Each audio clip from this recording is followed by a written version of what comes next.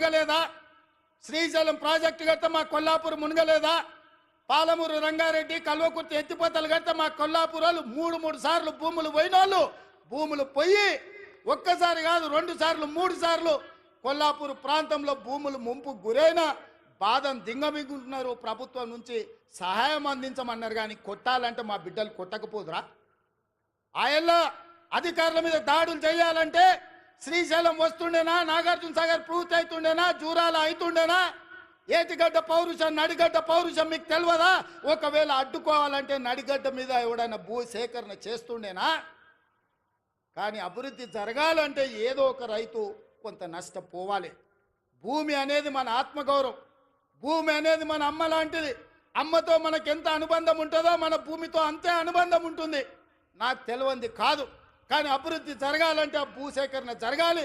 అందుకే వాళ్లకు కావలసినంత నష్ట పరిహారం ఇవ్వడం ద్వారా భూమిని సేకరించి పరిశ్రమలు పెట్టాలని నేను ప్రయత్నం చేస్తుంటే కేసీఆర్, కేటీఆర్, హరీష్ అడ్డుకుంటున్నారు. నేను అడుగుతున్నా, మీరు ఆలోచన చెయ్యండి అని. ఇవాళ వాళ్ళు అడ్డుకుంటారు, పోతారు. వాళ్ళకి ఫామ్ హౌస్లు ఉన్నాయి, ఒక ఆయనకు జన్వాడలు ఉంది, ఒక ఆయనకు గజ్వేల్ ఉంది. వాళ్ళు సంతోషంగా ఉంటారు. మళ్ళీ ఈ జిల్లాకి ఎప్పుడైనా పరిశ్రమలు వస్తాయా? మన పిల్లలకు ఉద్యోగాలు వస్తాయా? ఇవాళ మీరు అండగా నిలబడితే 10 రూపాయలు ఎక్కువైనా ఇచ్చే శక్తి నా దగ్గర ఉంది. నేను సంతకం పెడితే 10 లక్షలు కాదు, ఎకరాకి 20 లక్షలు ఇచ్చే శక్తి నా దగ్గర ఉంది. తీసుకోండి, 20 లక్షలు తీసుకోండి. మీకు ఇచ్చే బాధ్యత నాది. ఇంటికి పైసలు తెచ్చి ఇచ్చే బాధ్యత మాది. నీ ఇంట్లో ఉన్న చదువుకున్న వాళ్ళకు, చదువు రానోళ్ళకు ఉద్యోగాలు ఇచ్చే బాధ్యత నాది.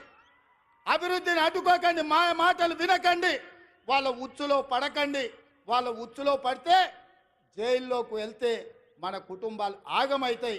ఇవాళ 10 రూపాయలు ఎక్కువ తీసుకోండి, పక్కకు పోయి భూమి కొనుక్కోండి, పిల్లలకు ఉద్యోగాలు తీసుకోండి, మీ కుటుంబాలు బాగుపడండి. ఇంట్లో ఒక్కరికి ఉద్యోగం వస్తే ఒక తరమే మారుతుంది, ఒక తరం తలరాతనే బాగుపడుతుంది. తలరాతను మార్చే అవకాశాలను వదులుకోకండి. ఇవాళ ఈ జిల్లా మీద పగబట్టి ఈ జిల్లాను అభివృద్ధిని అడ్డుకోవాలని సాగునీటి ప్రాజెక్టుల కాళ్ళ కట్టబెడుతున్నారు. పరిశ్రమలు దేవాలంటే భూసేకరణ జరగకుండా అడ్డుపడుతున్నారు. ఇవన్నీ కూడా ఈ జిల్లా గమనించాల్సిన అవసరం ఉన్నది. అందుకే మిత్రులారా, ఇవాళ రైతులకు బోనస్ ఇచ్చినాం, రైతు రుణమాఫీ చేసినాం, ఇవాళ 50,000 ఉద్యోగాలు ఇచ్చినాం.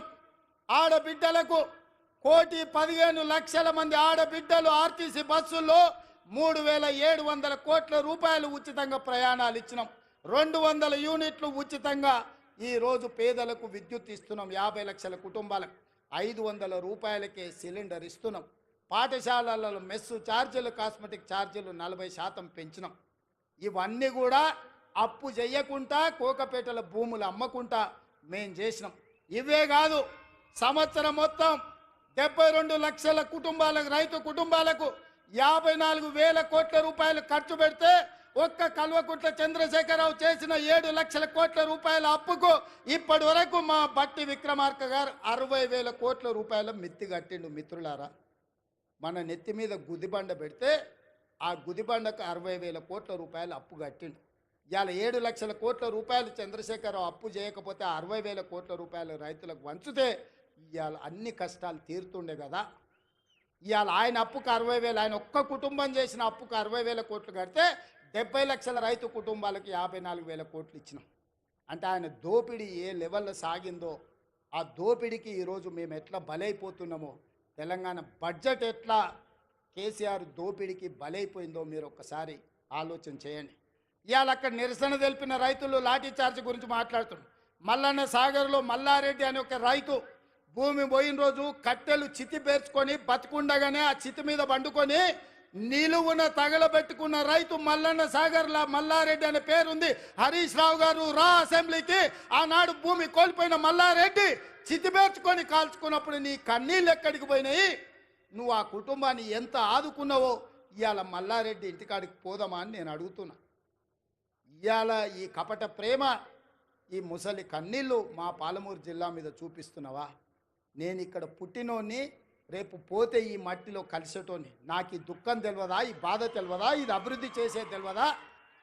ఇవాళ ఇక్కడ ఉన్న భూమి నేను ఎవరికో పంచిపెడితే చరిత్ర నన్ను క్షమిస్తుందా?